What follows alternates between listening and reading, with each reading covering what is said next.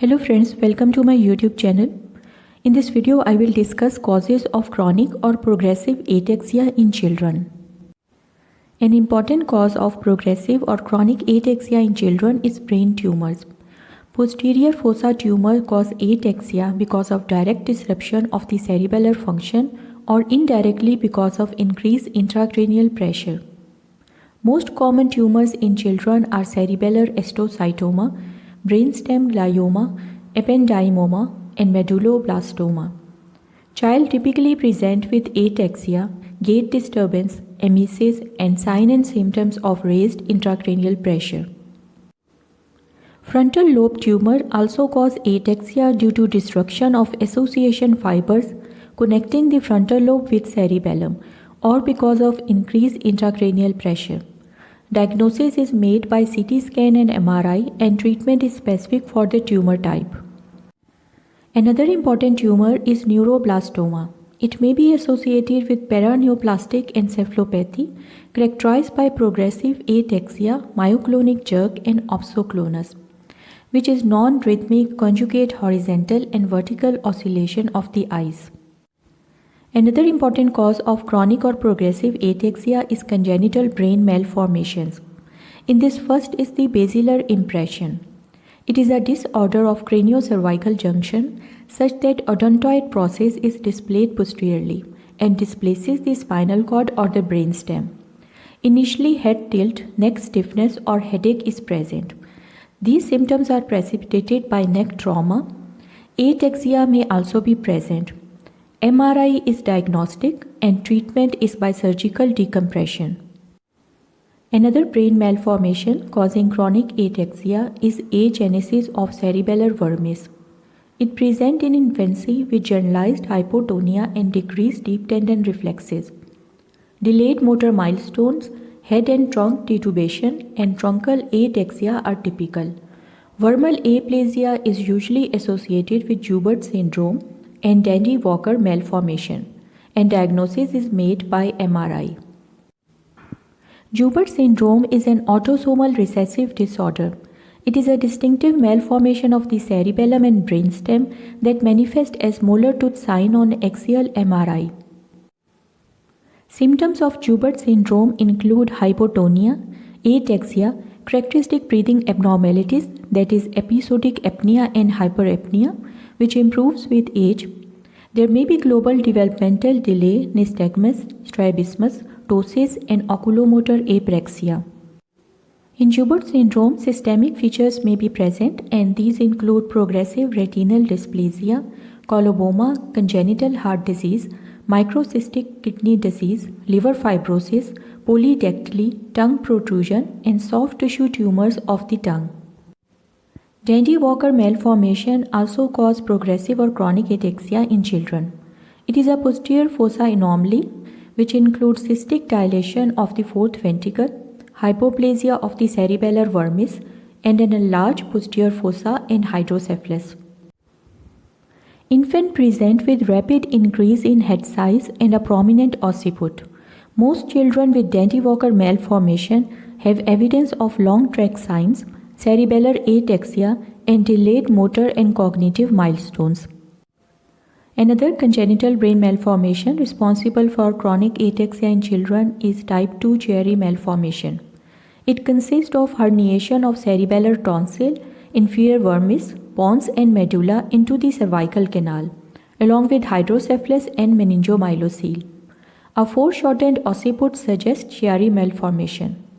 10% of the patient produce symptoms during infancy, which include stridor, weak cry, and apnea. A more indolent form of type 2 Chiari malformation present in childhood with abnormalities of gait, spasticity, and increasing incoordination including the arms and hands. Plain skull X-ray show a small posterior fossa and widened cervical canal. CT scan with contrast and MRI display cerebellar tonsil protruding downward into the cervical canal and hindbrain abnormalities. Now, third important cause of chronic or progressive ataxia in children is Friedreich ataxia. It is caused by a trinucleotide GAA expansion in non-coding region of frataxin gene. Inheritance is autosomal recessive. and the onset is before age 25 years, especially during childhood. Pathological changes include progressive degeneration of dorsal root ganglia, posterior column, corticospinal and spinocerebellar tract, and cerebellum.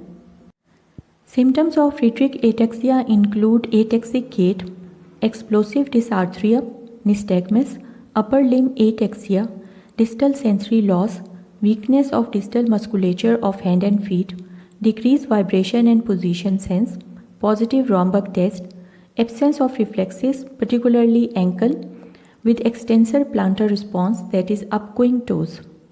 In Friedreich ataxia, there may be kyphoscoliosis, pes cavus, and hamartosis.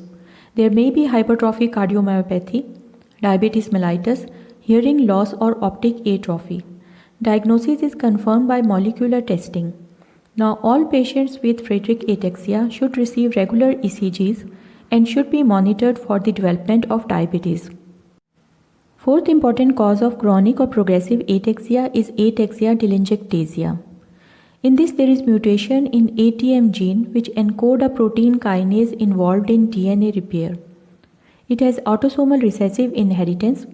Gait ataxia is a prominent sign beginning at age 2 years. Neurological symptoms include ocular apraxia, slow horizontal saccades, dystonic posture, chorea tics or jerks, dysphagia, and peripheral neuropathy.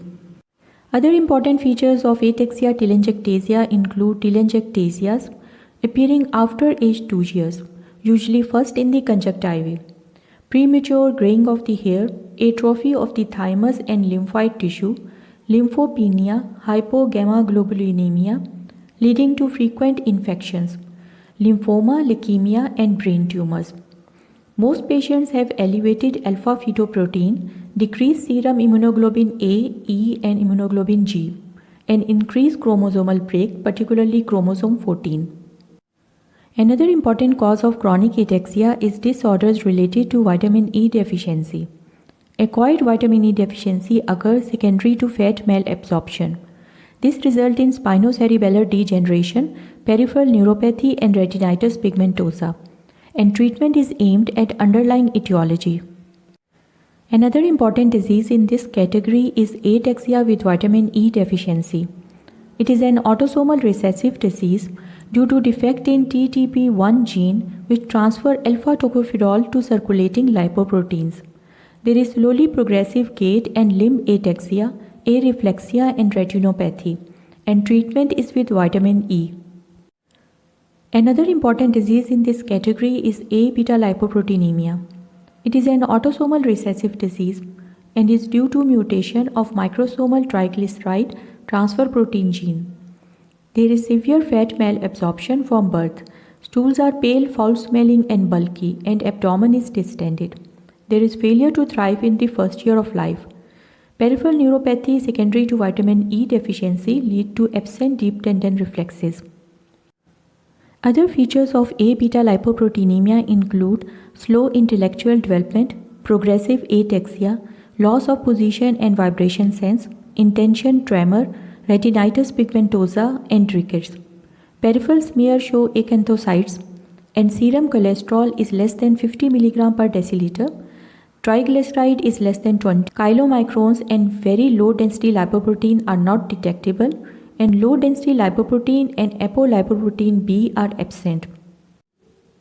Intestinal biopsy in A-beta lipoproteinemia show marked triglyceride accumulation in villus enterocyte of the duodenal mucosa. Treatment include fat-soluble vitamin A, D, E, and K supplements. Especially vitamin E is given in high doses of 100 to 200 mg per kilogram per day. Other treatment include dietary fat, especially long-chain fatty acid restriction, and use of medium-chain triglyceride instead of this. Now, sixth cause of chronic ataxia is spinocerebellar ataxia. It includes more than 20 distinct genetic loci with overlapping phenotypes.